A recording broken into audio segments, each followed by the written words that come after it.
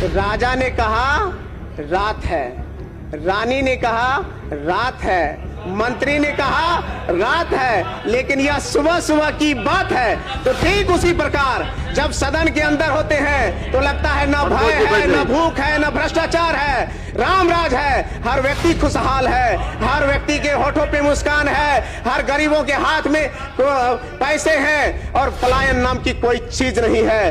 बहन बेटियां सुरक्षित है ऐसा लगता है, लेकिन यह सब कुछ ढाक के तीन पात की तरह है। इस विभाग में मैं कार्यरत था, मैं पहले वीडियो था और लेकिन माननीय मंत्री जी आदरणीय सरवन बाबू भी जानते हैं कि गौतम कृष्ण वीडियो बन करके सेवा करने के लिए आया था, लेकिन इसी विभाग का भ्रष्टाचार में वहां से लड़ करके मुझे यहां पहुंचाया है। मैं यही कहूंगा, जब सदन के अंदर रहता हूं तो ऐसा लगता है कि मानो सुशासन का राज चल रहा है। जब सदन के अंदर होता हूं तो लगता है कि रसगुल्ले बरस रहे हैं। जब सदन के अंदर रहता हूं तो लगता है कि भय, भूख और भ्रष्टाचार नाम का कोई चीज नहीं है। जब सदन के अंदर रहता हूं तो लगता है राम राज चल रहा है। जब सदन के अंदर रहता हूं तो लगता है हर हाथ को काम है, हर घर में रोजगार है, हर व्यक्ति चिंता मुक्त है, हर व्यक्ति खुशहाल है। ऐसी परिपाटी बना करके जिस तरह से सदन में चलते हैं तो ऐसा ही लगता है, लेकिन जब सदन से बाहर जाता हूं तो वही भय, वही भूख, वही भ्रष्टाचार का माहौल देखने को मिलता है, वही आतंक का राज देखने को मिलता है। इसलिए अध्यक्ष महोदय, मैं ये कहना चाहता हूं कि ये एक कहावत है, इसको भी सुन लिया जाए। कृपया शांति बनाए रखें। है, सुन लिया जाए। राजा ने कहा रात है, रानी ने कहा रात है, मंत्री ने कहा रात है, लेकिन यह सुबह सुबह की बात है। तो ठीक उसी प्रकार जब सदन के अंदर होते हैं तो लगता है न भय है, न भूख है, न भ्रष्टाचार है, राम राज है। हर व्यक्ति खुशहाल है, हर व्यक्ति के होठों पे मुस्कान है, हर गरीबों के हाथ में पैसे हैं और पलायन नाम की कोई चीज नहीं है। बहन बेटियां सुरक्षित है ऐसा लगता है, लेकिन यह सब कुछ ढाक के तीन पात की तरह है, यानी कि कोई बाहर के और अंदर में कोई सामंजस्य नहीं है।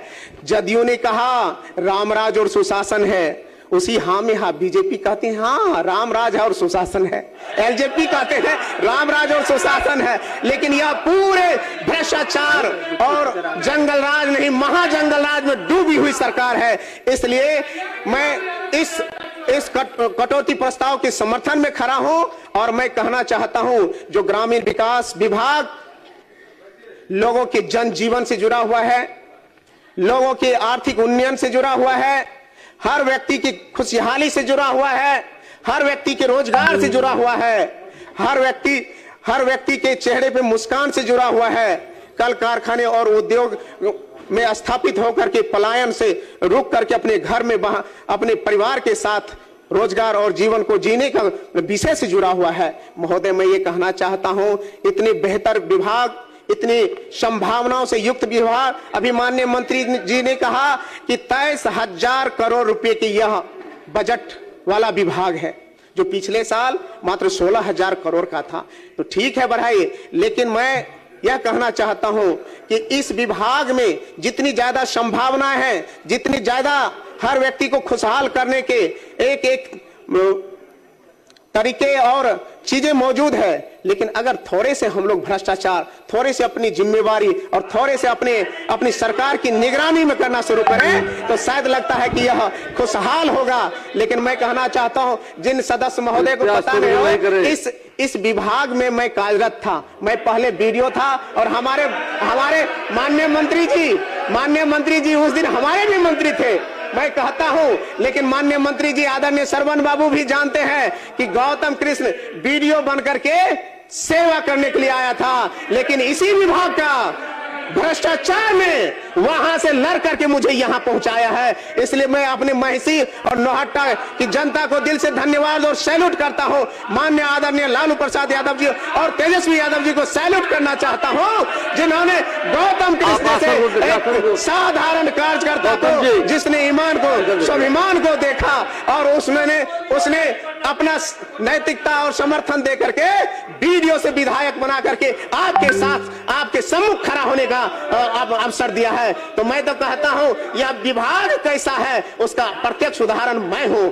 और मेरे रिजाइन लेटर आपको नेट पे मिल जाएगा अध्यक्ष महोदय, और उस समय की खामियों का मैंने जिक्र किया है। और रिजाइन करते हुए उस रिजाइन लेटर में मैंने लिखा था कि मात्र 14 महीने के जो संक्षिप्त मेरे कार्यकाल थे, 14 महीने के संक्षिप्त कार्यकाल में जो मैंने देखा है, 14 महीने एक ईमानदार अधिकारी को किस तरह से तंग किया जाता है, इसका जिक्र मैंने उसमें किया है। 14 महीने के कार्यकाल में किस तरह से मुझ पे अनर्गल आरोप लगाए गए थे और माननीय मंत्री जी ने बिना उस पे कुछ देखे सुने मुझ पे कार्रवाई किए थे।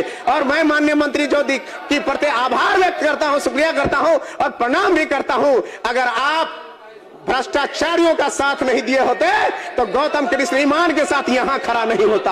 आप अगर उस दिन आप दूध का दूध और पानी का पानी किए होते, आप अगर भ्रष्टाचारियों का साथ नहीं दिए होते तो गौतम कृष्ण आज वीडियो के रूप में ही काम किया करता रहता। तो आपका विभाग किस तरह से आंख में पट्टी बांध करके अधिकारियों का मौज मस्ती का ये बना करके काम करता है, उसका प्रत्यक्ष उदाहरण गौतम कृष्ण है।